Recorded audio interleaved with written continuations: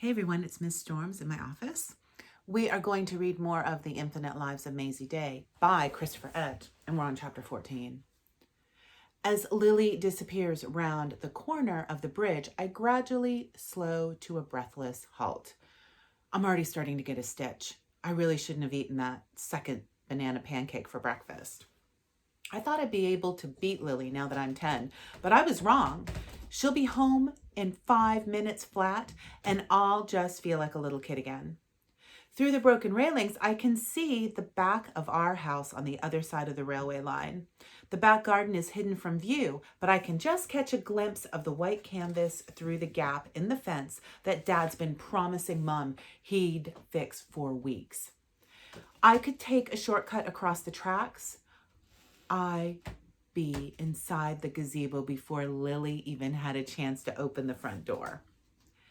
When you grow up next to a railway line, you get a bit bored of your mom and dad telling you that you face certain death if you try and get your ball back when you've kicked it over the fence.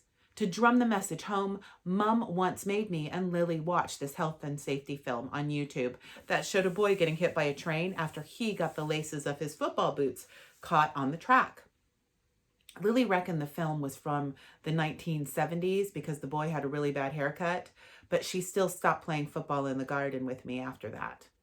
I rest my hand against the fence, the metal railings bent back by the teenage boys who hang around on the parade.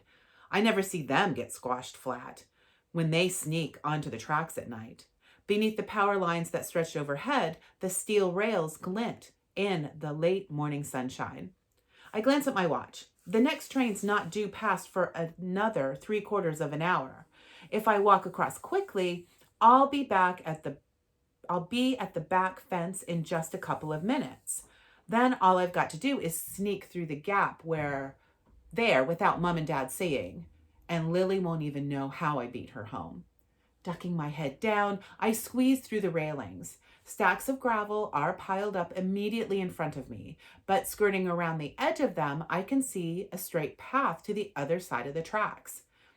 There's a traffic cone abandoned halfway across, left over from one of the last time the bicycle Muppets tried to play chicken with a train.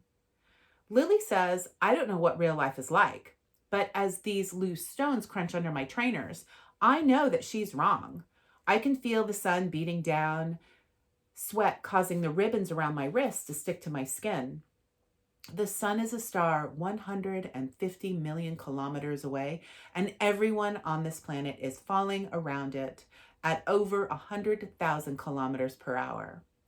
With every step I take, we're zooming through the vacuum of space into an ever-expanding universe. Life is an adventure, and as I cross the tracks, I feel so alive. Stepping over the steel rails, I look up in the clear sky, and that's when I see the gold balloon touch the power line. Bang! The start of this is with the B, and then it stretches into infinity. A bang so loud it instantly makes me forget everything else. The noise seems to come from every direction at once, inside and out. A bright white surrounds me like a galaxy of stars being born, and then I feel the pain.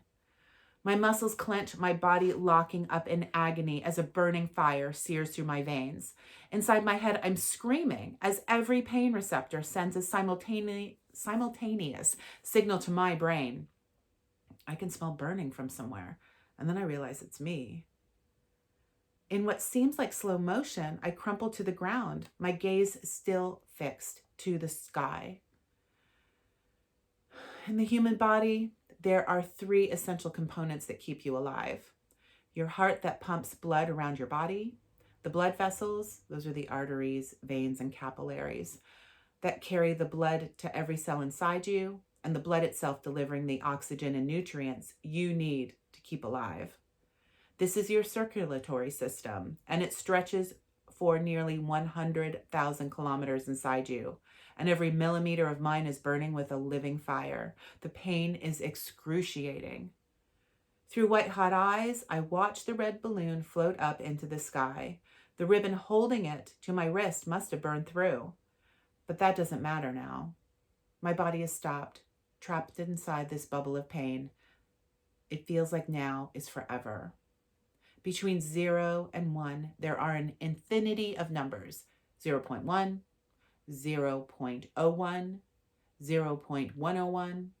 The numbers go on forever, stretching past the decimal point into infinity.